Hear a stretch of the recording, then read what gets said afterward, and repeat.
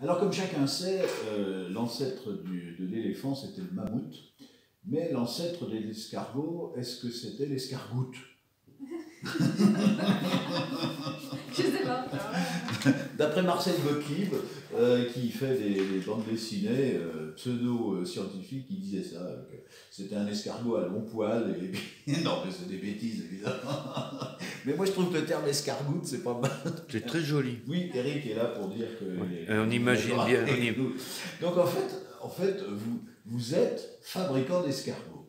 Éleveur, plutôt, non? Voilà. Et racontez-nous. sylviculteur. Oh là là, quel beau mot. Voilà, c'est Sylvain, mon mari, qui élève ces petites bêtes. Voilà. Alors, donc vous êtes Madame Morel, voilà. d'accord, de prénom... Morène. Mais votre prénom? Morène. Ah, c'est Morel. D'accord. Mais c'est un joli prénom, ça. Ça vient des Alpes. Pas du tout, c'est un mix de mon papa. Les papas. Hein. Moi, j'ai appelé un de mes fils Pashka, qui est un prénom qui n'existe pas, qui veut dire gâteau en russe. Il est très furieux, lui. Alors, parlez-nous de ces escargots. D'abord, vous êtes venu vous implanter ici, mais vous avez des liens un peu avec la région ou... Non, pas du tout. Pas en du tout. fait, Sylvain est originaire de la vallée de l'Ondaine. Oui, voilà. il nous écoute bien, Radio Ondaine. Et donc, il avait ciblé un secteur, il avait pris une carte tout bêtement, un combat, il avait ciblé un secteur qui allait jusqu'au Pilat. Et puis, il ne trouvait pas réellement ce qu'il voulait.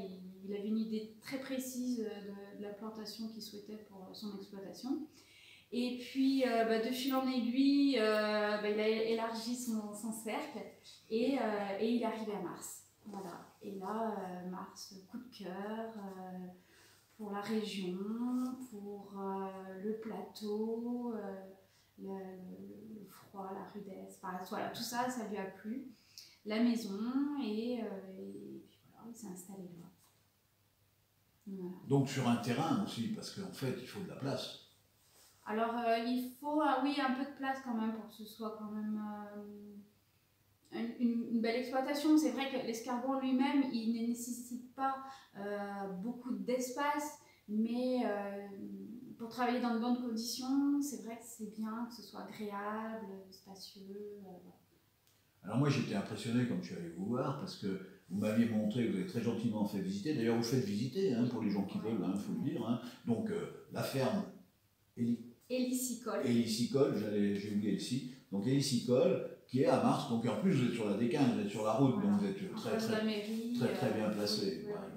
Donc les gens peuvent venir s'arrêter si c'est ouvert et puis voilà. Bien entendu. Alors moi je suis allé voir, donc j'ai cette expérience et ce qui m'a impressionné c'est que au départ, les bébés, c'est des petits machins de rien du tout, c'est tout petit, et ça devient gros en combien de temps? Alors, si tout se passe bien, une bonne saison, en 4 mois, on arrive à avoir des beaux calibres. Ouais, voilà. C'est pas alors après, il y a l'espèce aussi qui joue beaucoup. Oui. Donc là, on est sur un élevage de gros gris, Helix aspersa maxima, de son joli petit nom. J'aime le latin. Voilà.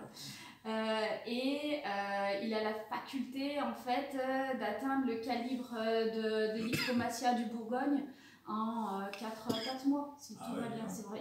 Alors, tout va bien, ça veut dire que c'est des journées assez chaudes, des nuits un peu plus fraîches, il faut vraiment qu'il y ait des variations de température. Voilà, comme ça, il se alors on fait comment pendant l'hiver? Alors en fait, à partir de la mi-septembre, on va commencer le ramassage. On va ramasser tous nos escargots de manière à ce que fin octobre, il n'y ait plus personne dehors. Ah d'accord. Voilà. Parce qu'après, il y a les premières gelées. Un escargot jusqu'à -4, ça va, mais après, ça ne va plus du tout. Ah oui, voilà. Donc, on va faire en sorte de ramasser tout notre petit monde, les abattre au fur et à mesure. Et puis, les seuls escargots que nous allons conserver pendant l'hiver, ça va être les reproducteurs. Puisqu'on est naisseur, engraisseur, transformateur. On fait naître nos escargots à la ferme. Donc on va conserver nos reproducteurs en hibernation, comme dans l'état naturel. Seulement ils vont hiberner en chambre froide, voilà, à la maison. Donc ils s'endorment un peu en quelque sorte, ils hibernent comme les ours. Voilà, une phase dite léthargique, voilà. Complètement. Ah, donc pas besoin de les nourrir en plus. nourrir l'hiver. Et ils perdent pas trop de poids ou bien? Alors, un reproducteur, c'est un escargot qui aura été sélectionné par l'éleveur. Cette sélection, elle se fait aussi donc, par rapport donc, déjà à la forme, une belle coquille, voilà. Et aussi, il faut qu'il ait un beau calibre et qu'il soit ce qu'on dit gras. Alors, c'est pas gras dans le sens une graisse, mais il faut qu'il soit joufflu, dodu. Et ce qui fait que du coup, même s'il va perdre un peu de poids pendant l'hiver, ça va pas le oui, il toucher, a encore quelques lipides en réserve. Hein. Voilà. Oui, alors moi j'ai été, vous dites gras, tout ça et tout, alors moi je suis consommateur chez vous, hein, j'hésite pas à le dire, et j'ai toujours apprécié chez vous justement, les escargots sont pas gras. Moi j'avais une belle-mère qui était en Bourgogne, à Dijon, et qui nous faisait des escargots, on retenait ça pendant 3 jours après, c'était un peu désagréable, tandis que là, alors vraiment ça passe tout seul. Ça, je dois reconnaître que c'est vrai. Alors, on va parler de ça. Les escargots, en fait, si ma mémoire est bonne, de mes études en biologie qui sont très anciennes, c'est hermaphrodite. Alors, expliquez ça parce que tout le monde ne connaît pas. Moi, je vais vous donner une explication, comment on dit, vulgarisée. Oui, c'est très bon, c'est très bon. Je ne vais pas rentrer dans les détails, mais en gros, voilà, l'escargot va naître avec les deux appareils. D'accord. Donc, il va avoir l'appareil féminin et l'appareil masculin. L'escargot... Ça devrait faire plaisir à Madame Chiappa, je pense. Non, on va couper au montage. Donc, en fait, les deux appareils sont présents, mais ne fonctionnent pas en même temps. C'est-à-dire qu'il n'est pas capable de s'auto-féconder. D'accord. Il va quand même avoir besoin de l'autre pour être fécondé. Au moment de l'accouplement, en fait, ils vont échanger des gamètes mâles et gamètes femelles. Donc, à ce moment-là, ce sont deux mâles qui s'accouplent. Ce sont deux escargots dont l'appareil masculin fonctionne. Donc, ce sont deux mâles qui s'accouplent. Ils s'échangent les gamètes et ils vont se féconder mutuellement. Donc, d'un accouplement, les deux vont pondre. Et c'est au moment de la ponte où c'est l'appareil féminin qui va prendre le dessus. Oui, ça paraît logique. Voilà, il va pondre. Une fois qu'il a fini de pondre, en fait, l'appareil masculin revient et il a nouveau mâle. D'accord. Et alors donc, en gros, ils arrivent à faire combien de fœtus? Alors, on va compter donc en c'est quoi? C'est des œufs, hein? Des œufs, ouais. Là, on est surtout donc, sur du gros gris, je parle. Hein, voilà. Le gros gris a la faculté de pondre entre 80 et 120 œufs. Donc, d'un accouplement, on peut avoir 240 bébés. Ah oui, bien sûr. Oui, donc ça va assez vite, en fait. Et vous avez, en hibernation, vous gardez combien de reproducteurs? Alors, ça va être en fonction de... il y a plusieurs choses. Le nombre d'escargots qu'il va falloir pour repeupler nos parcs. Sachant que nos parcs sont faits pour accueillir 150 000 escargots. Donc 150 000 escargots, à cela on va déduire ce qu'on appelle les fonds de parc. Les fonds de parc, ce sont des escargots qui, la saison d'avant, n'étaient pas arrivés à maturité, parce que ils étaient un peu plus longs que d'autres, ou voilà, et à qui il va nécessiter un petit peu plus de temps, et là, eux, vont hiberner et vont ressortir au printemps, donc ils vont occuper un parc, ils vont occuper un parc.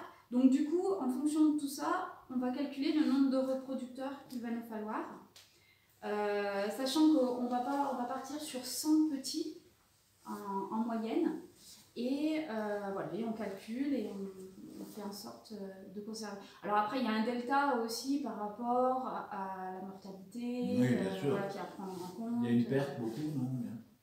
Je dirais, on avoisine au maximum peut-être 2%. Ah oui, c'est pas grand-chose. Alors en fait, bon, donc ces escargots, là en ce moment, quand on enregistre en période d'hibernation, vous allez, donc l'émission va être diffusée en mois de mars, c'est normal, hein, mars. Donc vous allez là commencer à les ressortir tout doucement? En général, la saison redémarre à partir de la mi-février. Ah oui. Où on réveille les reproducteurs. Donc là, pour l'instant, on m'a dit que nos repros, ils étaient en chambre froide à 4 degrés. En fait, on va les changer de pièce, on va les mettre dans le labo de reproduction cette fois, à partir de la mi-février. Et là, on a une température qui va avoisiner les 20 degrés, très fort taux d'humidité, voilà, de manière à ce qu'ils se sentent bien et ils vont se réveiller tout seuls. Il va leur falloir à peu près 1 mois pour se remettre un peu de leur hibernation, en fait, tout simplement, hein, ils ont dormi pendant un moment. Pendant ce mois, ils vont surtout se manger, voilà, reprendre des forces, voilà. Et puis une fois qu'ils se sentiront bien, tout simplement on va avoir que des adultes dans une même pièce. Au bout d'un moment ils vont s'accoupler. Ah oui, c'est vrai. Et ils vont s'accoupler, après on va avoir les premières pontes, les œufs, après on est en nurserie, tout ça. Et on fait en sorte d'avoir nos petits, pour les premiers on va les sortir aux alentours des seins de glace. Aux alentours de la pour être tranquille si jamais après ça gêne plus. Alors, tout à l'heure, vous avez dit que vous allez, pour la préparation de l'escargot, vous les faites s'accoupler, donc ils pondent, ensuite ils grossissent, et ensuite vous les sacrifiez. Comment vous faites? Donc c'est l'abattage par ébouillantage. D'accord, donc c'est vite fait, la bête ne souffre pas. Vous n'allez pas le faire dégorger pendant je ne sais pas combien de temps. Non. Et pour être sûr qu'il ne souffre pas, parce que comme tout animal... ça, il faut le dire, c'est important. Un animal qui souffre, en fait, il va... déjà, première chose, il va se contracter. Donc les muscles vont être très tendus, voilà. Ça se ressent au niveau de la chair. En plus, un animal qui souffre va également sécréter des substances. Des endorphines, ça se sent au niveau de la chair. Donc pour être sûr qu'il ne souffre pas, en fait, après l'avoir ramassé, on va le mettre en chambre froide. Et là, notre petit escargot, il va se retrouver, donc de l'extérieur, il va se retrouver dans une pièce où il fait 4 degrés. Pour lui, c'est l'hiver qui est arrivé. Oui, donc il va s'endormir. Et il va s'endormir. Et donc, on va attendre 1 semaine pour être sûr qu'il soit totalement endormi. Et pour ça, on le voit en fait, il y a une petite opercule qui va se mettre au niveau de la coquille. Il ferme les volets. Voilà. Et donc ça, c'est un indice. Ça veut dire qu'en fait, il est totalement endormi. Il est bien, pour lui, il est parti. Vous êtes passionné, hein, c'est génial de vous écouter, parce qu'en plus, vous faites les gestes et tout, on sent que vous aimez ça. Non, c'est chouette, c'est bien. Moi j'aime les gens passionnés, hein. Il y a suffisamment de connards qui sont pas passionnés, qui font rien. Alors quand on rencontre des gens passionnés, on est content. C'est super. Donc voilà, donc il souffre pas. Voilà, donc il est bien endormi, et une fois qu'il est bien endormi, et bien en fait on le prend et on l'ébouillante. Voilà. Alors ça le tue instantanément, hein. C'est très rapide, hein, voilà. Et puis après on va pouvoir le décoquiller, le parer, donc c'est enlever tout ce qui est tortillon, tout ce qui est viscères, tout ce qui ne se consomme pas. Il faut savoir que sur un escargot, on en consomme 25%. Ah ouais, d'accord. Ouais. Et alors ça c'est manuel? Ah oui. Boulot, hein. Tout est manuel, D'accord. Et alors là, vous avez une spécialité que j'ai trouvée extraordinaire, c'est qu'en fait, vous fabriquez vos propres coquilles. Alors, donc on utilise des croquilles. Donc les croquilles, ce sont des coquilles réalisées avec la pâte du cornet de glace. Donc là, voilà, c'est un fournisseur qui fabrique ça. C'est un métier de boulange, hein, bien sûr. donc voilà, chacun son métier. Donc nous, on va utiliser ces croquilles dans lesquelles on va mettre donc notre escargot. Et puis on va mettre une farce. Alors, ce qui fonctionne le plus, c'est la farce à la bourguignonne, donc la farce classique. Oui, mais la vôtre, je trouve qu'elle n'est pas grasse, c'est ça qui est bien. Moi, je fais toujours assurer. Oui, c'est le secret de fabrication. C'est le secret du chef, ça. Non, ça, on va pas le dévoiler, on n'est pas là pour ça, c'est clair. Mais il y a vraiment, non, c'est impressionnant. Enfin, bon, moi, j'adore les escargots, bon, c'est sûr, j'ai vécu à Dijon pendant des années, mais indéniablement, les vôtres ne sont pas graves. Et ça, c'est vachement fondamental. Et donc, on mange tout. Et voilà, et donc, du coup, on mange tout. Avec un petit peu de blanc. Avec modération. Eric, hein? Tout à fait. Non, mais lui, c'est du rouge qui boit. Mais avec modération. Et voilà, les croquis. Après, voilà, on a d'autres recettes. Et puis, on travaille sur d'autres recettes aussi. Alors, on a ouvert depuis 2 ans un restaurant à la ferme. Donc en fait, on propose de venir manger les escargots directement sur place. Donc maintenant, on peut dire que l'escargot fait toute sa vie à Mars, puisque on les fait naître, on les engraisse, On les transforme et puis maintenant on les Oui, mais mange. enfin, quand il vient dans le système digestif du consommateur, il quitte Mars, hein, non? Après. Voilà, et donc ça s'appelle l'ovnivore. D'accord. Et puis voilà. Donc Parce que justement, l'escargot est omnivore? Ou bien? Non. Non. On mange pas des salades. Non, c'était ovnivore, de ovni. Ah, Mars. ovni, oui, d'accord, c'est oui, omnivore et omnivore. Excellent. Très recherché. Excellent. Excellent. Ils sont excellents. Dites-moi, en fait, le repas d'escargot, est-ce qu'on peut faire un repas entier avec un escargot? Je veux dire, est-ce que la composition de l'escargot amène suffisamment de nutrition pour les Alors, l'escargot, la chair d'escargot, c'est de la protéine pure. D'accord. C'est plus maigre que de la dinde. D'accord. Pour être Donc, schématisé. Toi, Eric, qui fait ton régime amaigrissant, c'est parfait. Nourris-toi d'escargot. Merci. Après, c'est plus la petite sauce. Oui, qui fait que. Mais quelque chose de très sain. Vous mettez dans une poêle un filet d'huile d'olive, une petite persillade, des petits escargots à faire sauter comme ça. Oh la vache. Pas où, hein. Ça peut être très sain. Oui, on salive là. Donc en fait, vous proposez plusieurs types d'escargots, enfin de recettes. Oui. Ouais. Vraiment, le but des tables, c'est de démocratiser l'escargot. Voilà. Et de montrer qu'il existe plein de façons de le déguster et vraiment de se faire plaisir. On est parti aussi du principe un peu comme chez les ostréiculteurs. Vous avez envie d'une douzaine d'huîtres sur la côte. Pas qu'une, hein. Vous y allez, vous faites plaisir avec votre douzaine et puis vous repartez.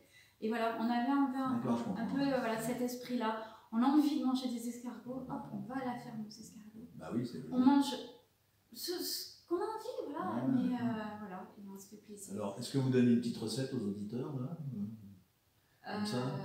Petite recette à faire à la maison? Oui. Allez. On peut avoir une petite cassolette d'escargots avec des cèpes. Voilà, bon, moi, je un petit filet de crème avec des petites girolles et un bon persillé. Voilà. Une petite sauce au vin aussi. Ah bah évidemment. Sauce au vin rouge, ouais, ça peut être sympa aussi. On en apprend des choses. Hein. Eric, je sens que tu vas faire des cassolettes d'escargots, vu le regard. Ok, alors on va donner un numéro de téléphone où les gens peuvent vous joindre s'ils veulent non seulement venir visiter la ferme, mais également déguster. Je pense que vous faites venir aussi peut-être des écoles aussi, non, qui viennent voir un peu. Il y a aussi des centres, au niveau communication et tout. Voilà, alors donc vous avez un email déjà, escargot de Mars, donc tout attaché avec un S entre escargot et de Mars, hein, c'est ça, hein, tout attaché, @orange.fr. Voilà, le site internet. Et puis donc un site internet et un téléphone. Et un téléphone. Donc le site internet c'est www.escargot-de-mars. Toujours tout attaché. Ah non, il y a des tirets. Dans Google ça trouve assez facilement. Et le téléphone, donc c'est le 04 75 30 25 20. Est-ce que vous aimeriez ajouter quelque chose d'autre par rapport aux questions que je vous ai posées ou d'autres choses que je n'ai pas évoquées? Je pense qu'on a fait le tour. Voilà. Puis ça laisse un peu de mystère aussi. Oui, il faut aller voir. En tout cas, moi j'engage vraiment les gens. J'ai découvert votre exploitation avec beaucoup de plaisir. Bon, c'est vrai que vous comme moi, nous sommes nombreux des chiens. Et donc, tous les auditeurs savent que j'ai une chienne absolument extraordinaire qui fait beaucoup de choses, qui est une thérapeute sensationnelle. Et donc, vous aussi, vous avez une très belle chienne aussi qui est magnifique. Et donc voilà, c'est toujours un plaisir d'aller là-bas. Donc moi je ne peux que vous engager à vous arrêter comme vous passez à Mars, vous arrêtez à la ferme des escargots, visiter et puis casser la croûte et tout, ça vaut le coup, c'est bon. Hein, on a l'eau à la bouche. Merci. Merci bien. Maureen, j'y suis. Merci bien.